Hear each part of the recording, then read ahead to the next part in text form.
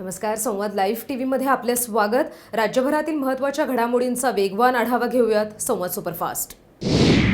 पहिलीच बातमी आहे नगरमधून. काल राष्ट्रवादीचे अध्यक्ष शरद पवार नगरमध्ये येताच भाजपला मोठा दणका बसलाय. कारण भाजपचे आमदार शिवाजी कर्डिले यांचे पुतणे रोहिदास आणि देवीदास कर्डिले यांनी राष्ट्रवादीत प्रवेश केलाय. त्यांच्या या प्रवेशामुळे भाजपचे लोकसभेचे उमेदवार सुजय विखेंना कडवं आव्हान मिळण्याची चिन्ह आता निर्माण झाली आहेत.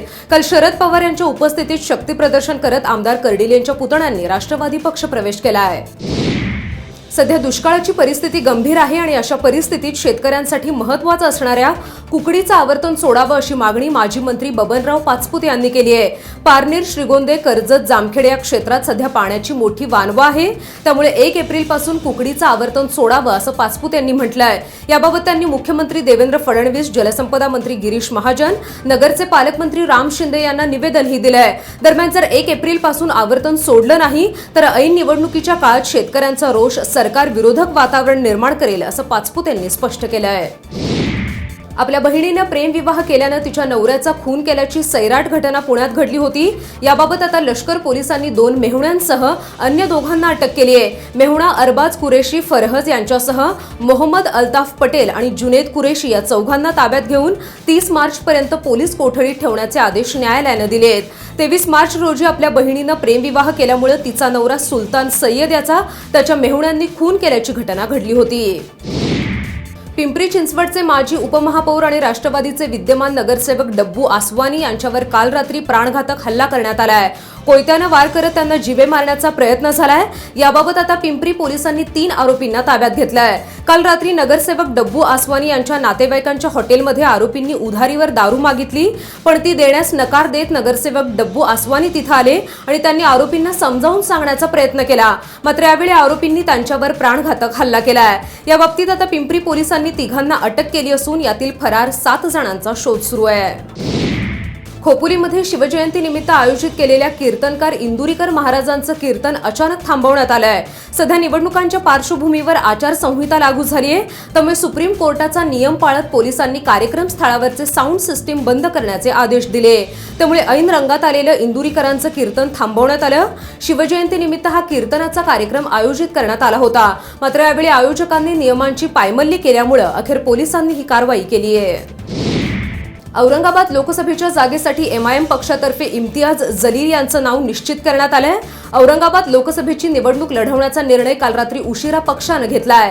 लोकसभेसाठी सेना भाजपनं चंद्रकांत खैरे यांना उमेदवारी दिली आहे, तर काँग्रेसनं सुभाष जांभड यांच्या नावाची घोषणा केली आहे.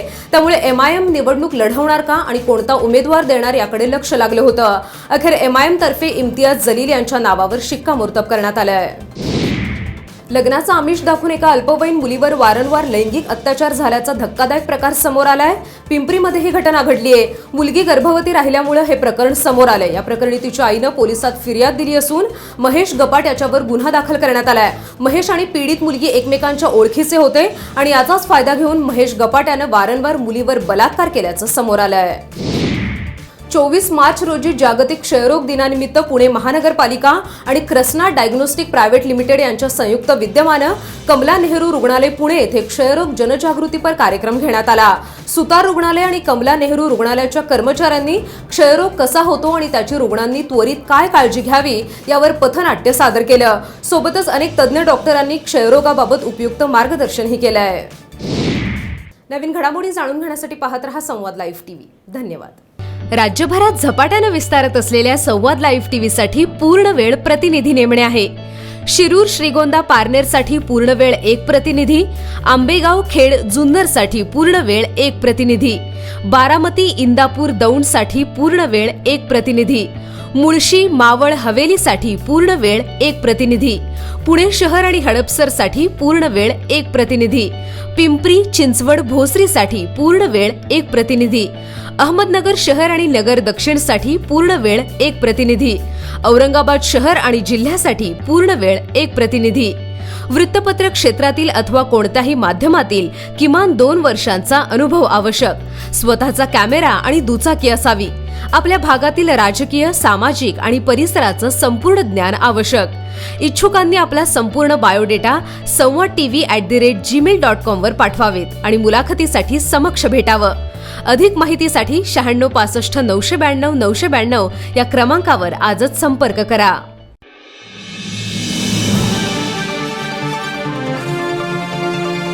संवाद लाईव्ह टीव्ही, आपला विश्वास, आपलं चॅनल.